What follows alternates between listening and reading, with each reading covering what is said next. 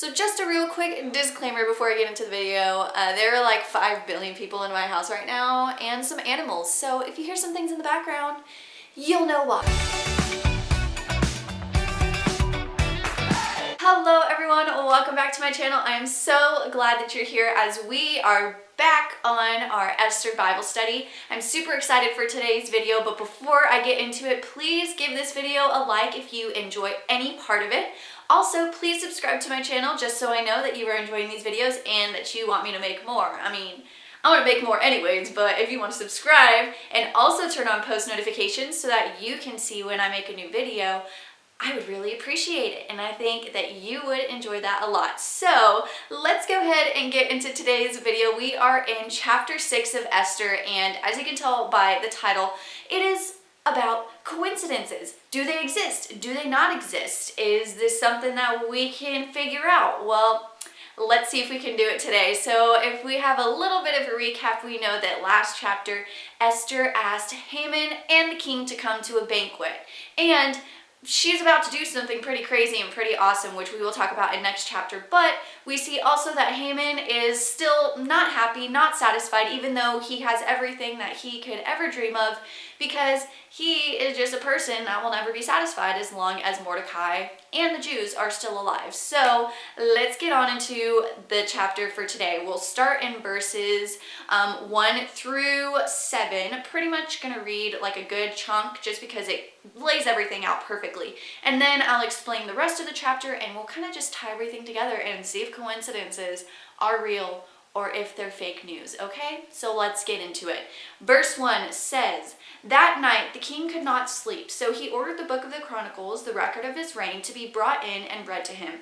It was found recorded there that Mordecai had exposed Bigthan and Teresh, 2 of the king's officers who guarded the doorway, who had conspired to assassinate King Xerxes." Little note, that actual part where Mordecai exposes these two men and their assassination plot is actually in Esther chapter 2, verses 19 through 23. Sorry, I had to make a little note because I kind of forgot to mention that in my very first video in chapter 2, so my bad, but go ahead and check that out for yourself. Anyways, continuing on, it says in verse 3, "What honor and recognition has Mordecai received for this?" the king asked.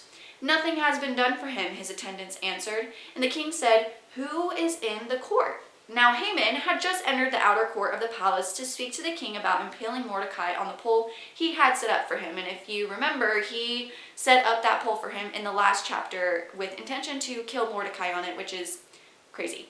And so now he's in the court because he wants to talk to the king about that, and the king hears him. And we continue on. In verse 5, it says, "His attendants answered, 'Haman is standing in the court.'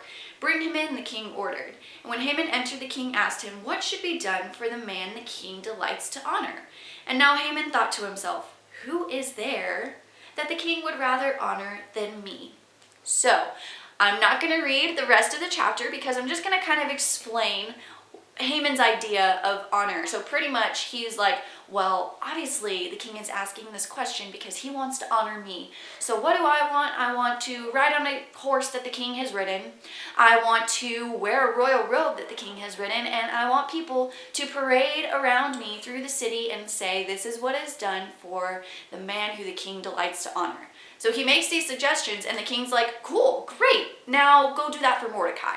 And so you can understand that Haman's probably like, bro, what the heck? I just suggested all of this thinking it was for myself and now it's going to be done for Mordecai, who I absolutely loathe and hate simply because he won't give me honor. So as the chapter goes on, Haman is literally in charge of getting all these things set together for Mordecai, and this happens for Mordecai. All the things that Haman wanted for himself were given to Mordecai, and Mordecai was paraded around the city, and Haman was actually the one that had to say, this is what is done for the man who the king delights to honor. So a little bit of irony there, and as the chapter ends, we see that Zeresh, Haman's wife, says to Haman, like, man, you are starting to fail. Like, this is just a sign of your downfall. You're here trying to kill Mordecai the Jew, but he is going to be the reason that you perish, which is kind of an interesting little prophecy and kind of interesting that she even thought about that. Then the chapter just ends off with it saying that the king and Haman were called to Esther's banquet, which kind of leads us into the next chapter.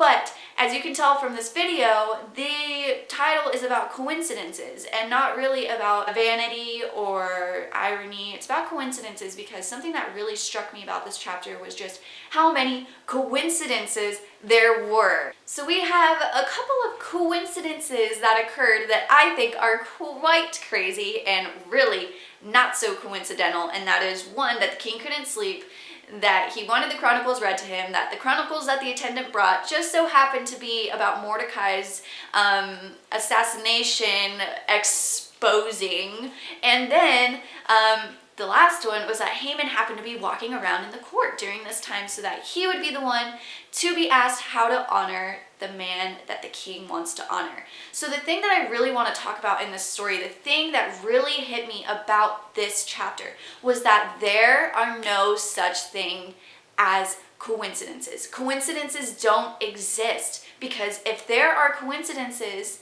then that means that God is not in control of the universe. And it explicitly says in the Bible in so many places that God is sovereign, almighty, and in control. There aren't any coincidences. God knows what he's doing. And so even if there's something bad going on in your life right now that you just don't understand why it's happening, just know that God is in control. If God can be in control of your life and my life, he's in control of this universe, and he can do anything and everything for you, and he will do it. So just remember that God had a plan throughout this entire chapter and throughout this entire book, and he was going to make sure that this plan happened. And really the reason that Mordecai needed to be recognized and honored was so that he could continue to build trust with the king, and so that Esther could continue to build trust with the king in order for her to bring her proposition that she was going to bring to him in this next chapter. So I want you to go ahead and ponder and think about this whole idea of coincidences. If coincidences don't exist, how does that affect your perspective on life? If coincidences don't exist, how does that make you feel about maybe some things that have happened in the past for you? And if coincidences don't exist, what does that make you think about God? And I would challenge you to go ahead and post your response in the comments. I would love to discuss with you. I would love to see what you have to say. But ultimately, I would love for you to know that even though coincidences don't exist, and even though really you're not in control and the universe isn't in control, God is in control, and he is kind, and he is good, and he is mighty, and whatever happens, he knows the reason. Everything that he does is going to be for good, and it's going to be for the good of the people that love him, and it's going to be for your good. So keep that in mind. Definitely comment down below because I want to hear. Thank you so much for watching this video. I will see you next week, and I hope you have a great rest of your day, evening, whatever time you're watching this. Be blessed.